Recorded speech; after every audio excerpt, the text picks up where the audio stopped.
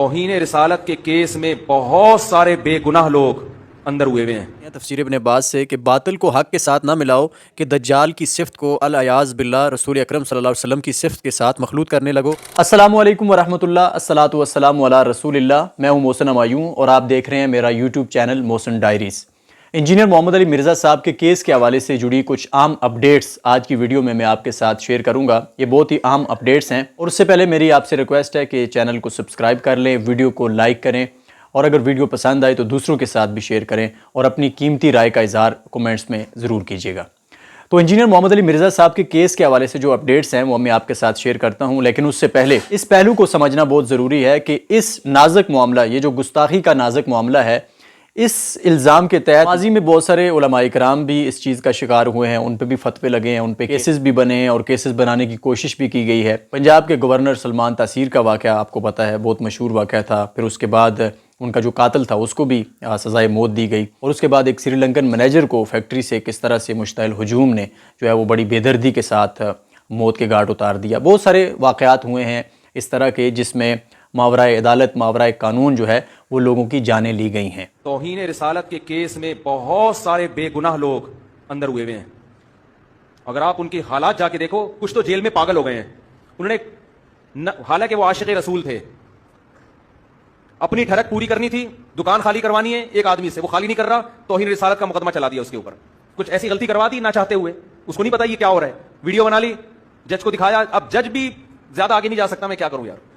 جج کو ڈر ہے کہ مجھے مار دیں گے گولی سے اگر میں نے مجرم کو بری کیا، وکیل کو ڈر ہے میں نے بری کیا تو عوام مجھے اڑا دے گی۔ اتنا بڑا لوگوں کا ہجوم کہ وکیل بھی غلط کیس کر رہا ہے، اپنے موکل کو جیل بھجوا رہا ہے، وہ کہہ رہا ہے اپنی جان بچاؤ۔ سمجھ رہے ہیں؟ عدالت تو ظاہری ثبوت دیکھتی ہے نا۔ تو یہ ملک میں ہو رہا ہے ہول سیل کے حساب سے، سمجھ رہے ہیں کہ نہیں سمجھ رہے؟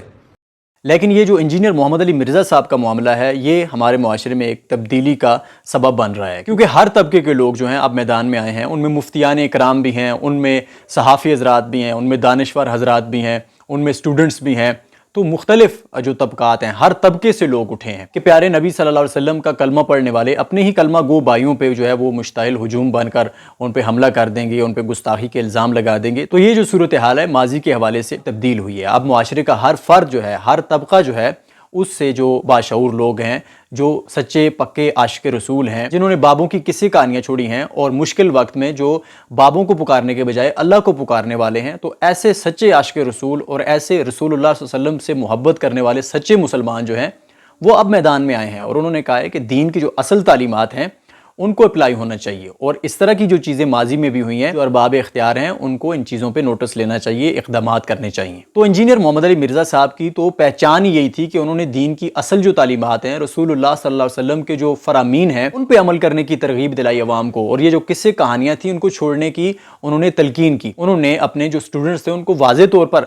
تنبیہ کی تھی کہ آپ نے کسی قسم کا کوئی مشتعل ہجوم بن کے کوئی کہیں پہ سڑکیں بلاک نہیں کرنی، قانون کو ہاتھ میں نہیں لینا، بلکہ آپ نے دلیل کے مطابق بات کرنی ہے، قانون کے مطابق آگے چلنا ہے۔ تو وہی کیا انجینئر محمد علی مرزا صاحب کی قانونی ٹیم نے، بالکل قانون کے مطابق اور دلیل کے ساتھ ان کو جواب دیا گیا اور فتاوی جو ہیں وہ جمع کیے گئے۔ اس کے بعد جب اسلامی نظریاتی کونسل کا فیصلہ آیا، وہاں پہ کچھ مولوی حضرات جو تھے انہوں نے یہ فیصلہ کیا کہ انجینئر محمد علی مرزا صاحب جو ہیں وہ گستاخی کے مرتکب ہوئے ہیں۔ تو اس کے بعد مزید ضرورت پڑی کہ عیسائیوں کے جو بیانات ہیں، رسول اللہ صلی اللہ علیہ وسلم کے حوالے سے جو ان کے عقائد ہیں، ان کو جمع کیا گیا تاکہ عدالت میں اب اس کا بھی جواب پیش کیا جا سکے۔ اور اب ان کے ساتھ ساتھ ایک نئی چیز جو تلاش کی گئی ہے، جو ثبوت جو ہے وہ اکٹھا کیا گیا ہے، وہ مفسرین اکرام کے دلائل ہیں۔ قرآن مجید کی جو تفاسیر ہیں وہاں سے ثبوت اکٹھے کیے گئے ہیں کہ انجینئر محمد علی مرزا صاحب نے عیسائیوں کو جواب دیتے ہوئے پہلی بار ان کے حوالے سے یہ چیز بیان نہیں کی ہے، بلکہ اس سے پہلے جو مفسرین اکرام ہیں تفاسیر میں بھی یہ حوالے ملتے ہیں۔ تو انجینئر محمد علی مرزا صاحب کے ایک اسٹوڈنٹ ہیں،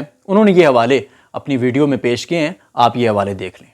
سب سے پہلا حوالہ آپ دیکھ سکتے ہیں تفسیر ابن عباس سے کہ باطل کو حق کے ساتھ نہ ملاؤ کہ دجال کی صفت کو العیاذ باللہ رسول اکرم صلی اللہ علیہ وسلم کی صفت کے ساتھ مخلوط کرنے لگو، اور تم اپنے پوشیدہ کرنے کو جانتے ہوئے حق بات کو مت چھپاؤ اور حضور صلی اللہ علیہ وسلم پر ایمان لے آؤ۔ اب جو دوسرا حوالہ ہے وہ تفسیر اشرفی سے ہے، ولا تلبسوا الحق بالباطل وتکتموا الحق وانتم تعلمون۔ اس آیت کی تشریح میں آگے لکھا ہے، اور ہوش سے کام لو اور کبھی نہ ملاؤ حق میرے رسول کو باطل دجال سے، اور حق پوشی بہت بڑا جرم ہے۔ یہاں پہ بھی آپ دیکھیں تفسیر اشرفی میں وہی لفظ جو ہے وہ رسول کریم صلی اللہ علیہ وسلم کے حوالے سے عیسائیوں کو سمجھانے کے لیے، اہل کتاب کو سمجھانے کے لیے استعمال کیا گیا ہے۔ انجینئر محمد علی مرزا صاحب کی جو قانونی ٹیم ہے انہوں نے بڑے زبردست انداز میں ایک مفتی کا جو فتویٰ تھا اس کے مقابلے میں ڈھیروں فتاویٰ مفتیان کرام سے لائے ہیں اور اب ان کو عدالت میں پیش کریں گے، اور اس کے ساتھ ساتھ یہ مفسرین کرام کی جو رائے ہے یہ بھی معزز جج صاحب کے سامنے پیش کریں گے۔ یہی انجینئر محمد علی مرزا صاحب کا مشن تھا کہ انہوں نے ہمیشہ دلیل کے ساتھ بات کی ہے، اور اسی انداز میں دلائل کے ساتھ اب ان کا جو کیس ہے وہ بھی جج صاحب کے سامنے رکھا جائے گا۔